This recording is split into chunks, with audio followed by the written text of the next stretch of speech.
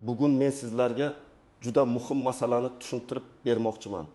Pensiya guvohnomasi bekor qilinayotgani, ya'ni avvalgidek qog'oz guvohnomani ko'tarib yurish tartibi asta-sekin o'z ahamiyatini yo'qotayotgani haqida gaplashamiz. Bu xabar har bir pensionerga, pensionerning farzandlariga, nafaqa olayotgan oilalarga va keksalar hujjat ishlarida yordam beradigan barcha insonlarga bevosita tegishli. Chunki bitta kichkina hujjat sababli dorixonada chegirma ololmaslik, transportda imtiyozdan foydalana olmaslik, bankda to'lovni rasmiylashtira olmaslik yoki ijtimoiy yordamga ariza topshirishda ortiqcha yugur bo'lishi mumkin. Men bu mavzuni oddiy va tushunarli qilib, qayerda xavotirga tushish kerak, qayerda esa vahima qilish shart emasligini batafsil tushuntiraman. Videoni oxirigacha ko'ring, chunki oxirida men sizga hozirning o'zida bajarish kerak bo'lgan aniq qadamlarni aytaman. Kanalga hoziroq obuna bo'ling, videoga like bosing, chunki bunday amaliy ma'lumotlar aynan pensionerlar va ularning yaqinlari uchun juda zarur. Avval qanday edi? Oldin pensioner ekaningizni tasdiqlash uchun ko'pchilik joyda pensiya guvohnomasi so'ralardi. Bu guvohnoma kichik kitobcha yoki qog'oz hujjat ko'rinishida bo'lib, unda fuqaroning familiyasi, ismi, otasining ismi, pensiya turi, tayinlangan sana va boshqa ma'lumotlar bo'lardi. Masalan, bir kishi yoshga doir pensiya olayotgan bo'lsa, u dorixonada, ayrim xizmatlarda yoki ijtimoiy muassasalarda men pensionerman deb shu guvohnomani ko'rsatardi. Nogironlik pensiyasi oladiganlar ham, o'quvchisini yo'qotganlik bo'yicha nafaqa oladiganlar ham ko'pincha shu hujjat orqali o'z maqomini tasdiqlashga majbur bo'lardi. Endi nima o'zgaryapti? Asosiy o'zgarish shundaki, davlat organlari va xizmat ko'rsatuvchi tashkilotlar pensioner haqidagi ma'lumotni qog'oz guvohnomadan emas, elektron bazalardan tekshirishi kerak bo'lmoqda. Ya'ni insonning pensiya olishi, pensiya turi, to'lov holati va shaxsiy ma'lumotlari tegishli axborot tizimlarida ko'rinishi mumkin. Bu nimani anglatadi? Bu shuni anglatadiki, pensioner har safar qog'oz guvohnomani olib yurish, uni yo'qotib qo'yishdan qo'rqishi yoki eskirgan hujjat sababli xizmatdan qaytarilishi kerak emas. Lekin mana shu yerda eng muhim nuqta bor. Guvohnoma bekor qilinmoqda degan gapni pensiya bekor qilinmoqda deb tushunmaslik kerak. Bu ikki narsa mutlaqo boshqa masala. Pensiya guvohnomasi bu faqat tasdiqlovchi hujjat. Pensiyaning o'zi esa qonun asosida tayinlangan pul to'lovi. Hujjat shakli o'zgargan bilan insonning pensiya olish huquqi avtomatik ravishda yo'qolib qolmaydi. Agar sizga pensiya tayinlangan bo'lsa, to'lovlar qonuniy tartibda davom etadi. Faqat tasdiqlash usuli zamonaviylashmoqda. Men buni oddiy misol bilan tushuntiraman. Ilgari bank kartasi bo'lmagan davrda ko'pchilik ish haqini kassadan naqd olardi. Keyin plastik karta tizimi kengaydi.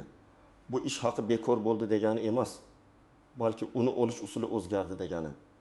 Pensiya guvohnomasi masalasida ham shunga o'xshash holat, pensiya huquqi saqlanadi. Lekin uni tasdiqlash tartibi qog'ozdan elektron ko'rinishga o'tadi. Birinchi navbatda men pensionerlarga shuni aytaman.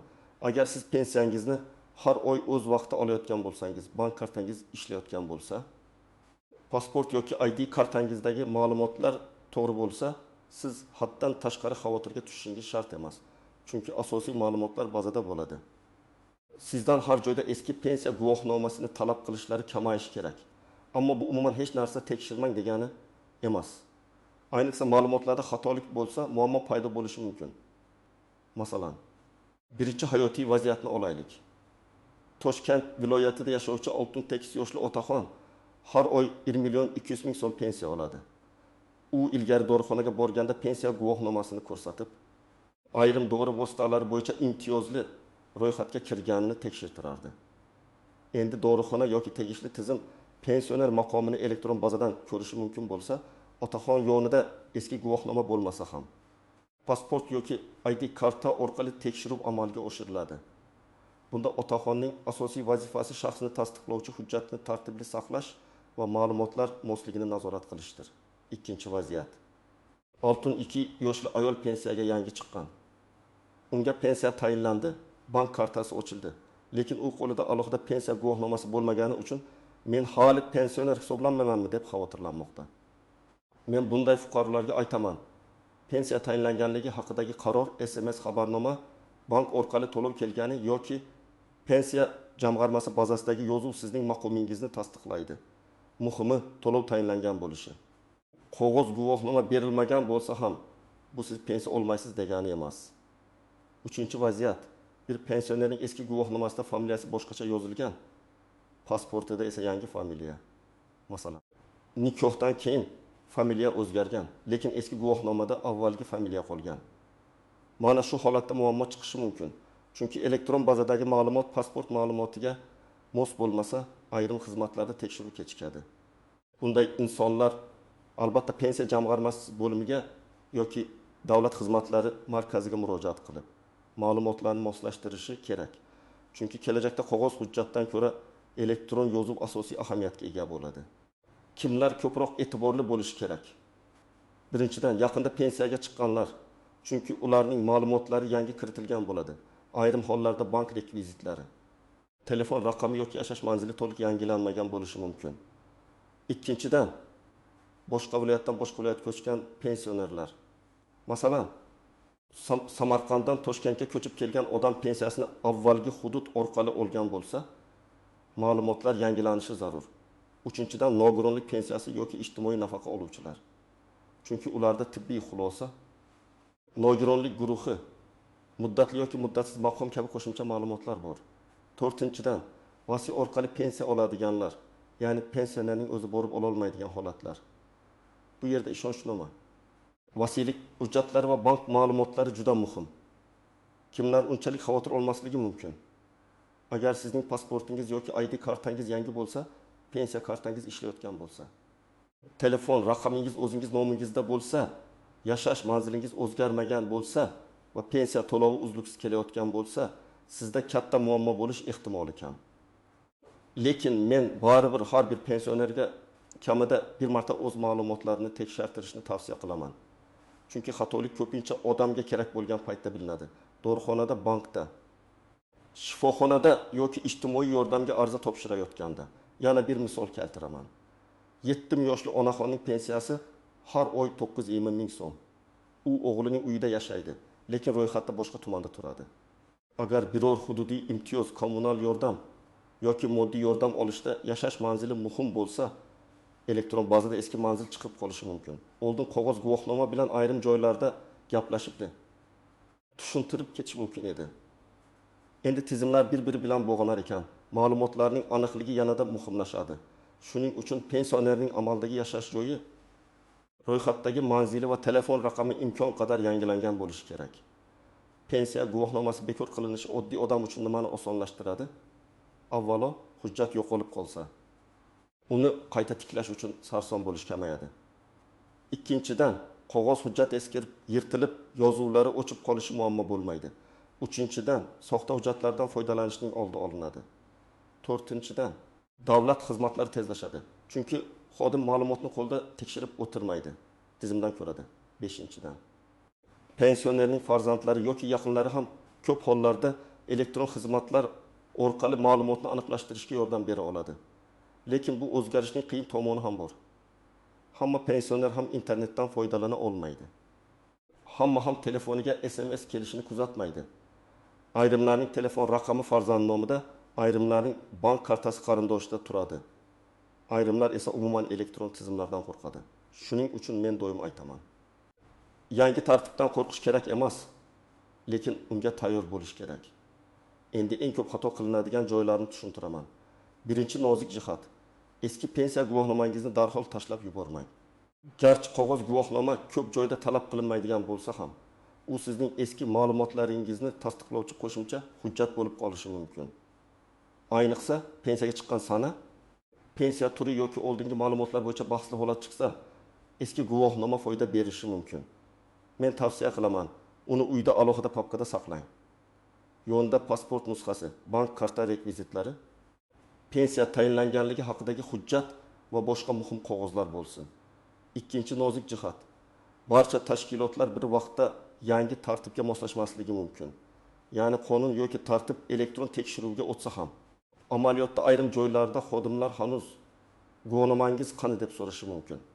Bunday vaziyatda janjal qilish shart emas. Avvalo pasport yoki ID kartani ko'rsating. Pensioner maqomingizni elektron bazadan tekshirishlarini so'rang. Agar ular baribir eski guvohnoma talab qilsa, qaysi normativ hujjat asosida talab qilayotganini muloyimlik bilan so'rang.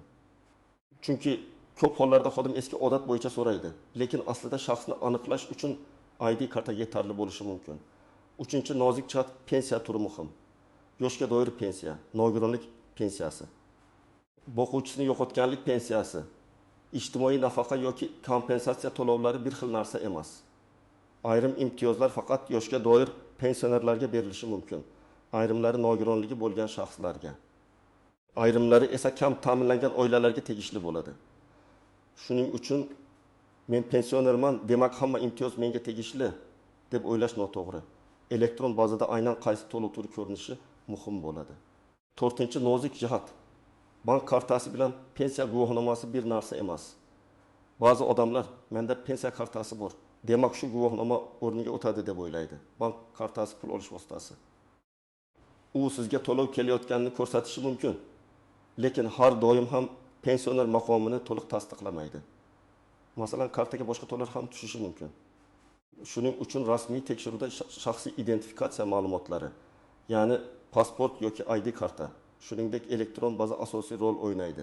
5-chi nozik jihat ishonchnoma orqali pensiya olish. Agar pensioner sog'lig'i sababli bankka bora olmasa yoki harakatlanish qiyin bo'lsa, uning pensiyasini boshqa odam ishonchnoma asosida olishi mumkin. Yangi tartibda ham ishonchnoma masalasi alohida e'tibor talab qiladi. Ishonchnoma muddati tugagan bo'lsa, bank to'lovni bermasligi mumkin. Elektron bazada pensioner borligi ko'rinsa ham, pulni boshqa odam olish uchun vakolat to'g'ri rasmiylashtirilgan bo'lishi kerak. Demak, guvohnoma bekor qilinishi ishonchnoma talablarini bekor qilmaydi. 6-chi nozik jihat chet elga chiqqan pensionerlar. Agar pensioner uzoq muddat boshqa davlatda yashayotgan bo'lsa, pensiya to'lovlari yashash holati. Hisobdagi faollik yoki kerakli tasdiqlar bo'yicha alohida tartiblar bo'lishi mumkin. Bunday insonlar yaqinlari orqali eshitgan gapga ishonib qolmasin.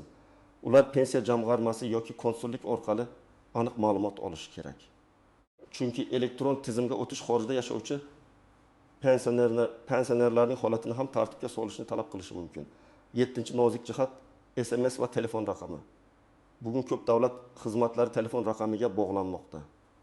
Agar sizning raqamingiz ishlamasa, SIM karta yo'qolgan bo'lsa yoki raqam farzandingiz nomida bo'lsa, ba'zi elektron xizmatlarda qiyinchilik paydo bo'lishi mumkin.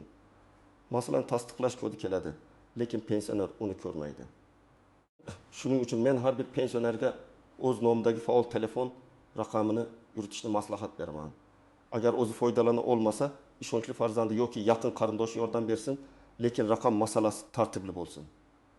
8-chi nozik jihat firibgarlardan ehtiyot bo'lish. Bunday o'zgarishlar paytida ayrim firibgarlar pensiya guvohnomangiz bekor bo'lyapti, yangisini qilib beramiz, pensiyangiz to'xtab qolmasligi uchun pul o'tkazing, kartangiz ma'lumotini ayting, bazaga kiritamiz deb qo'ng'iroq qilishi mumkin. Men qat'iy ogohlantiraman. Hech kimga bank kartangiz raqamini, SMS kodini, PIN kodini, pasport nusxasini Telegram orqali yubormang. Rasmiy idora sizdan telefon orqali SMS kod so'ramaydi. Agar kimdir shunday desa, bu juda katta xavf belgisi. Endi men sizga aniq nima qilish kerakligini bosqichma-bosqich aytaman. 1-qadam. Hujjatlaringizni tartibga keltiring. Uyda alohida papka qiling. Uning ichiga pasport yoki ID karta nusxasi, eski pensiya guvohnomasi, pensiya tayinlanganligi haqidagi hujjat bo'lsa, uning nusxasi, bank karta rekvizitlari. Telefon raqamingiz yozilgan varaq, yashash manzilingiz bo'yicha ma'lumot va agar nogironlik bo'lsa, tibbiy xulosa yoki nogironlikni tasdiqlovchi hujjatlarni solib qo'ying. Bu papka yo'qolmaydigan joyda tursin. 2-qadam. Ma'lumotlaringizni tekshirtiring. Buning uchun eng to'g'ri yo'l hududingizdagi pensiya jamg'armasi bo'limiga murojaat qilish yoki davlat xizmatlari markazidan maslahat olishdir. Borganingizda shunday deb ayting: mening pensiya ma'lumotlarim elektron bazada to'g'ri ko'rinayotganini tekshirib berishingizni so'rayman. Pasport ma'lumotim, telefon raqamim, yashash manzilim va pensiya turim to'g'ri kiritilganmi? Shu savolni aniq berish kerak. Chunki guvohnoma bekor bo'lyaptimi deb so'rasangiz, umumiy javob olishingiz mumkin. Sizga esa aynan o'zingizning ma'lumotingiz to'g'riligini bilish muhim. 3-qadam pasport yoki ID kartangizdagi ma'lumotlarni tekshiring. Ismingiz, familiyangiz, tug'ilgan sanangiz, JSHSHI raqamingiz, yashash manzilingiz to'g'rimi? Agar eski hujjat bilan yangi hujjatda farq bo'lsa, uni albatta tuzating. Masalan, familiyada bitta harf farq qilsa ham elektron tizimda mos kelmaslik bo'lishi mumkin. Bu mayda narsa emas. Bugun elektron bazalar aynan harf, raqam va sana bo'yicha ishlaydi. 4-qadam, bank kartangizni tekshiring. Pensiya qaysi kartaga tushyapti? Karta muddati tugamaganmi? Karta bloklanmaganmi? Telefon raqamiga SMS xabarnoma ulanganmi? Agar karta muddati tugasa, pensioner pensiyam to'xtadi deb o'ylashi mumkin. Aslida esa pul kelgan, lekin karta muammoli bo'ladi. Shuning uchun bankka borib, kartaning amal qilish muddatini tekshirtiring. Agar pensioner o'zi bora olmasa, bankdan vakil chaqirish yoki ishonchnoma tartibini so'rash mumkin. 5-qadam, eski pensiya guvohnomasini saqlang. Lekin unga qaram bo'lib qolmang. Ya'ni uni tashlab yubormang. Lekin har joyda faqat shu hujjat bilan ish bitadi deb o'ylamang. Asosiy hujjatingiz pasport yoki ID karta bo'lishi kerak. Agar sizdan pensiya maqomini tasdiqlash so'ralsa, elektron bazadan tekshirib bering deb aytishni o'rganing. 6-qadam, yaqinlaringizga tushuntiring. Ko'p pensionerlar bunday yangiliklarni eshitib qo'rqib qoladi. Farzandlar, nevaralar, qo'ni-qo'shnilar ularga yordam berish kerak. Agar uyda keksa ota-onangiz bo'lsa, bir kun vaqt ajrating, hujjatlarni ko'rib chiqing, bank kartasining muddatini tekshiring, telefon raqami ishlayotganini aniqlang. Bu ishlar 3 daqiqa vaqt olishi mumkin, lekin keyinchalik katta muammoning oldini oladi. 7-qadam, agar sizga biror joyda xizmat ko'rsatishdan bosh tortsa, yozma javob so'rang.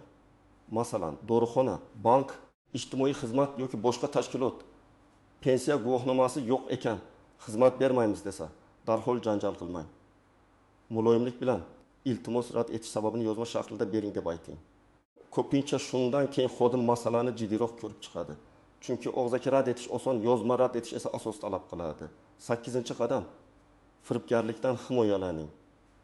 Agar kimdir telefon qilib, pensiya guvohnomangiz bekor bo'ldi, yangi elektron guvohnoma uchun karta raqamingizni ayting desa, darhol suhbatni to'xtating. Hech qanday SMS aytmang. Hech kimga kartangiz rasmini yubormang.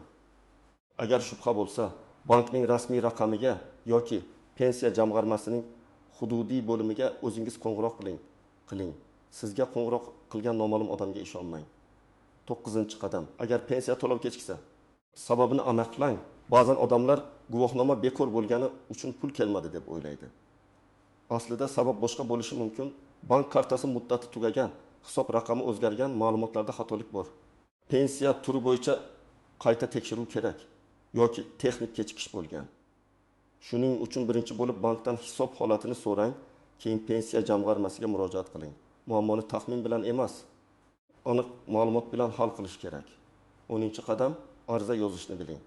Agar ma'lumotlaringizda xatolik bo'lsa, arizani oddiy qilib yozish mumkin. Masalan, men falonchi pensiya oluvchi sifatida elektron bazadagi shaxsiy ma'lumotlarimni tekshirish va xatolik bo'lsa tuzatib berishingizni so'rayman. Pasport ma'lumotlarim, yashash manzilim, telefon raqamim va pensiya turi bo'yicha ma'lumotlarni yangilab berishingizni so'rayman. Arizaga pasport nusxasi, kerakli hujjatlar nusxasi va telefon raqamini qo'shing. Ariza topshirilganda kirim raqamini yoki qabul qilinganini tasdiqlovchi ma'lumotni olib qo'ying.